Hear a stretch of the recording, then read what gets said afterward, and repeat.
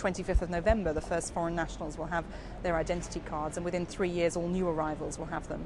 I think it's fair to say that we have had a period of time where we've been discussing a lot of detail within the government and within the Home Office about how to do the whole identity card scheme, and that has left people to fill a vacuum. And I think it's now important that I get out on these events and more widely to talk to people about what identity cards really will mean. And it means two things really. It's security against identity fraud for people, and it helps us counter crime in a very useful way. But it's also incredibly convenient for people.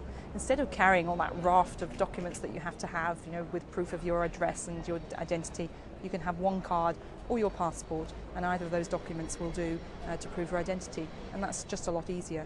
And for some of the service providers I was talking to today, they think that this can help them speed up service to the majority of customers, and then make sure that they can provide more attention to the people who they need to spend more time with.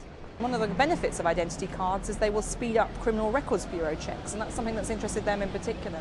Identity cards will be funded by fees, just as passports are at the moment, so there is a bit of priming money to get things started, but thereafter there has to be cost recovery. It's £4.7 billion over the next 10 years, but that is over 10 years, and it is recovered from the fees that people will pay for identity cards, which in the first instance will be capped at £30. You already, if you have a British passport, have a lot of information on the passport database. Most British citizens, 80%, have a passport. Most of them are not worried about what happens to that data on the database. They trust that it's secure and it's safe.